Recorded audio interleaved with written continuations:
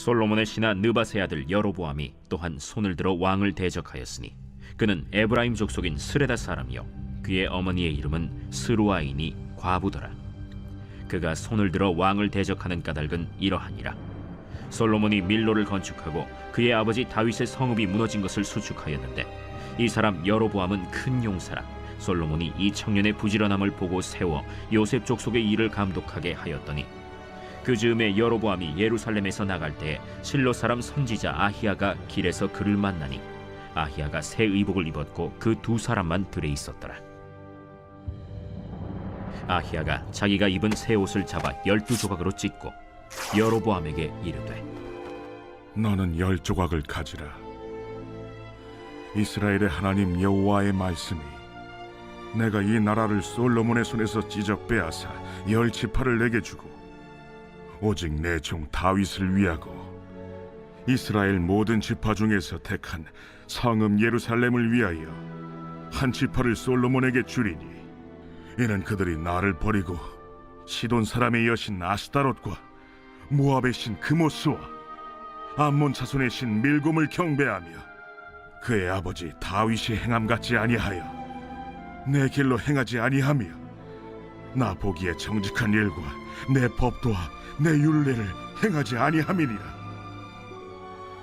그러나 내가 택한 내 종 다윗이 내 명령과 내 법도를 지켰으므로 내가 그를 위하여 솔로몬 생전에는 온 나라를 그의 손에서 빼앗지 아니하고 주관하게 하려니와 내가 그의 아들의 손에서 나라를 빼앗아 그 10지파를 내게 줄 것이요 그의 아들에게는 내가 한 지파를 주어서 내가 거기에 내 이름을 두고자 하여 택한 성읍 예루살렘에서 내 종 다윗이 항상 내 앞에 등불을 가지고 있게 하리라.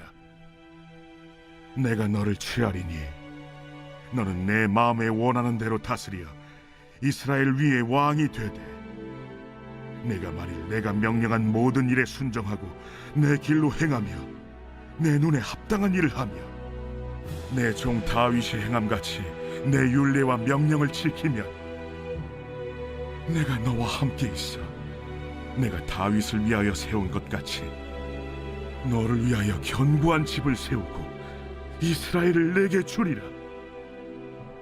내가 이로 말미암아 다윗의 자손을 괴롭게 할 것이나 영원히 하지는 아니하리라 하셨느니라. 이러므로 솔로몬이 여로보암을 죽이려 하매 여로보암이 일어나 애굽으로 도망하여 애굽 왕 시삭에게 이르러 솔로몬이 죽기까지 애굽에 있음이라. 솔로몬의 남은 사적과 그의 행한 모든 일과 그의 지혜는 솔로몬의 실록에 기록되지 아니하였느냐. 솔로몬이 예루살렘에서 온 이스라엘을 다스린 날수가 40년이라. 솔로몬이 그의 조상들과 함께 자매 그의 아버지 다윗의 성읍에 장사되고 그의 아들 르호보암이 대신하여 왕이 되니라. 사실 열왕기상은 전체 22장 중에 절반이 솔로몬 이야기입니다.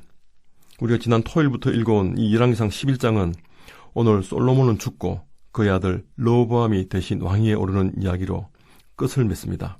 솔로몬의 긴 이야기를 마무리합니다. 오늘은 어제에 이어 또 다른 대적자 솔로몬의 신하가 일어납니다. 이는 하나님께서 솔로몬에게 이 모양 저 모양으로 반복적으로 나타나 말씀하시고 특별히 아버지 다윗을 통해 또 꿈에 직접 나타나시어 우상 숭배를 금하셨지만 듣지 않은 결과입니다.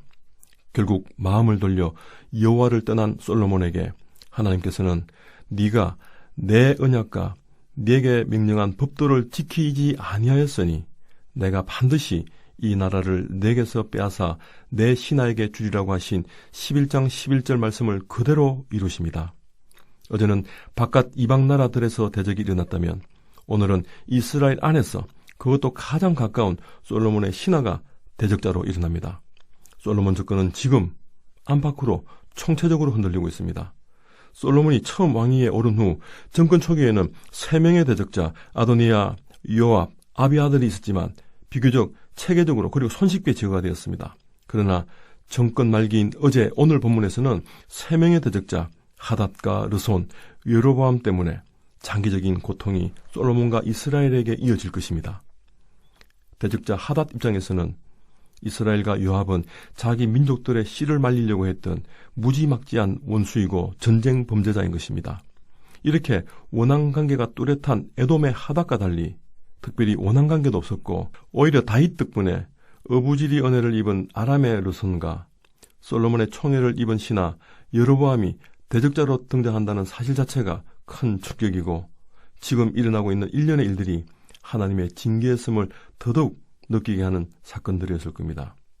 솔로몬의 말년은 이렇게 하나님의 징계로 무너지고 있었습니다. 주변에서 중심부로 간접적인 방식에서 직접적인 방식으로 하나님의 징계가 이어지고 있습니다. 여로보암은 에브라임 지파 사람으로 큰 용사였습니다. 홀로 머리를 모시고 사는 성실한 사람이었고 솔로몬에게 리더십을 인정받은 다방면에서 유능한 사람이었습니다.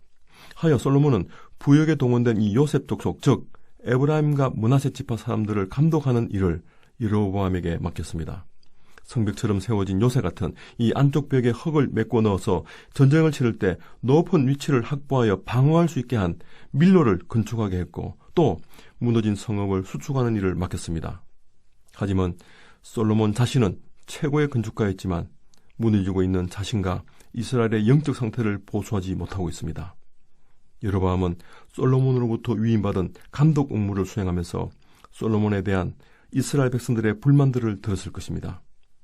그리고 에브라임 지파 사람으로서 유다 지파를 기반으로 하는 이 다윗 왕가의 일련의 일들에 대해서 반감을 가지고 특별히 지난 20년 동안 솔로몬이 진행해온 무리한 건축 사업에 대해서도 비판적이었을 것입니다. 그러나 더 직접적인 이유는 선지자 아이야와의 만남을 통해서 드러납니다. 아이야의 예언은 여로보암이 10지파의 왕으로 세워지게 될 것이라는 하나님의 약속이었습니다. 아이야는 여로보암이 장차 이스라엘의 왕이 될 것이라는 하나님의 뜻을 전달합니다. 여로보암은 리더의 자질을 갖추고 있었을 뿐만 아니라 선지자의 예언으로 자신의 행위의 정당성까지 확보합니다. 여로보암이 솔로몬 정권에 대해서 여러 가지 불만이 있던 차였고 또 아이야 예언으로 자신의 계획을 과속합니다. 솔로몬을 징계하시려는 하나님의 뜻이 여로보암의 반역으로 구체화됩니다. 그렇다고 여로보암 반역이 정당화되는 것은 아닙니다. 하나님 말씀을 이루기까지 순종하는 자세로 기다리지 않고 27절을 보면 그가 손을 들어 왕을 대적했다고 합니다. 아이야 선지자는 여로보암에게 반역을 부추기는 의도가 전혀 없었고 또 역모를 깨하는 어떤 단서도 본문에서 발견할 수 없습니다. 단지 10지파를 여로보암에게 주신다는 메시지만 전달할 뿐입니다. 자신이 입은 새 옷을 12조각으로 찢고 여로보암에게 10조각을 가지게 하는 상징 행동으로 예언적 선포와 관련해 메시지를 시각적으로 전달했습니다. 하나님의 신하 솔로몬의 배반은 솔로몬의 신하 여로보암의 배반을 불러왔습니다. 물론 이렇게 된 이유가 34절을 보면 이제 솔로몬뿐만 아니라 이스라엘 백성 그들이 하나님을 버렸다고 합니다. 이런 상황과 여로보암의 대적은 솔로몬에게 또 다른 큰 위협이 되고 있습니다. 그러나 하나님은 자신이 택한 다윗을 기억하시고 우상숭배에 빠진 솔로몬을 징계하시면서도 긍휼과 자비를 베푸시는 분입니다. 솔로몬에게서는 모두 빼앗지는 않고 한 지파를 남겨주시겠다고 합니다.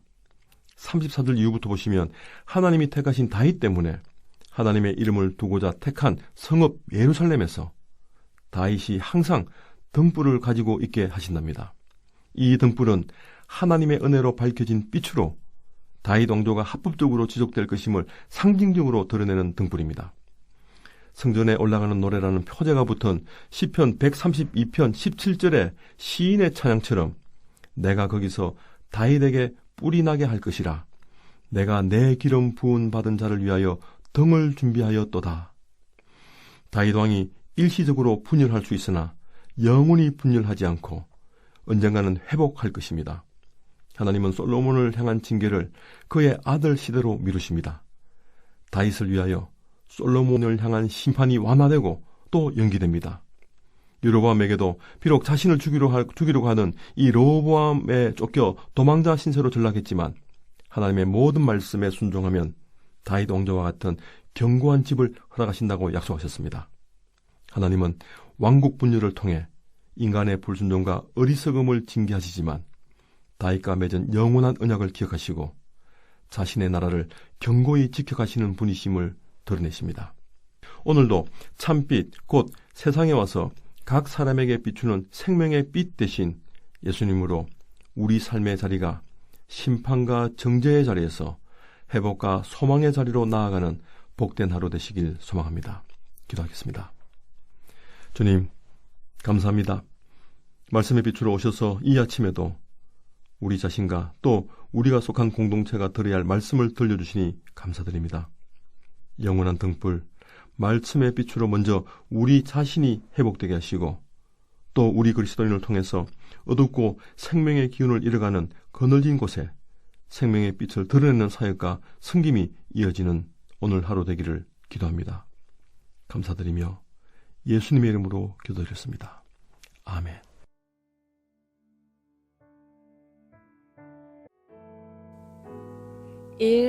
오심 기도.